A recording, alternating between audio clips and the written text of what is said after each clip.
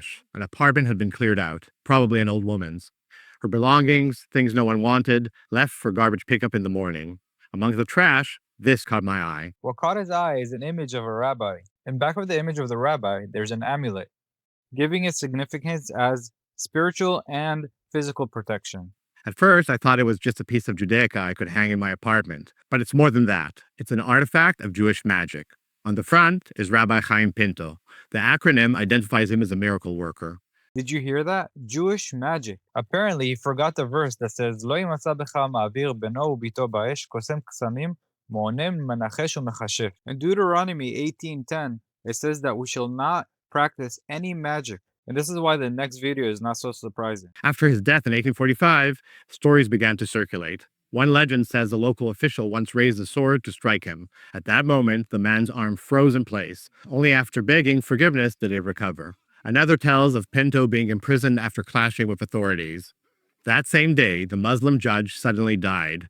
Pinto was released immediately. As his fame grew, his grave became a pilgrimage site. They come up with legends, but they don't even think about the legends that they came up with. Why would an official raise a sword on him? And why would he go into prison? What a question. They make up all these stories about the tzaddik to give him significance. On one side, you have a picture of him, and on the other side, you have an amulet. But the real story isn't on the front, it's on the back. This is an amulet, specifically one meant to protect women and newborns of childbirth. I think they got the memo that we're not supposed to be dealing in amulets. In Dvarim 18, it says, "Ki hagoyim ha'ele asher ata yerosh otam, el mo'ononim ve'el kosnim yishma'u, ve'ata lo ken, natan lecha Hashem Elohecha." The Torah clearly tells us, do not deal with anything that has to do with magic. Most likely, past the idea that they believe in the rabbis having some significance, they were probably selling this object. And for Moroccan Jews, there were very few effective medical protections. So people turned to ritual protection. In Jewish tradition, childbirth was believed to attract a specific supernatural danger, Lilith. So basically the idea here is that the amulet is going to protect against Lilith.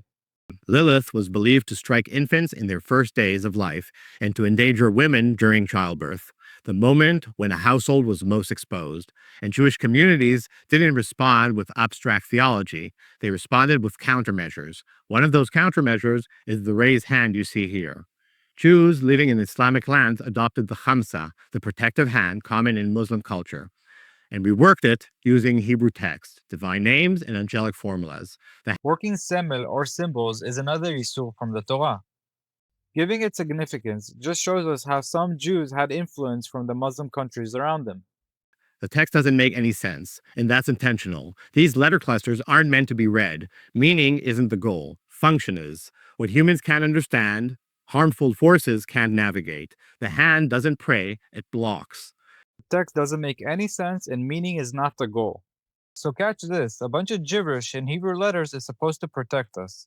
What I pulled out of the trash wasn't just a forgotten object. It was a complete protective system. Bible, Talmud, angels, folklore, fused into a single artifact. A reminder of a Jewish world where childbirth was perilous, medicine was limited, and survival depended on texts, symbols, and belief. Not theology, not superstition, just Jewish culture using the tools it had to survive. Now you know. Now you know what Avodah Zarah looks like. You see, us Jews have always dealt with Avodah Zarah. We had it in the Midbar, we had it in Egypt, we had it with the Mityavnim, and we had it through all the Shoftim. We know what Avodah looks like. This is Avodah Zarah in Morocco. The Torah explains clearly what is and what isn't Avodah Zarah. An amulet, a symbol, an image, all these things are isurs. We're not allowed to deal with it. I hope we learned from this lesson that this type of imagery is not allowed in the Torah.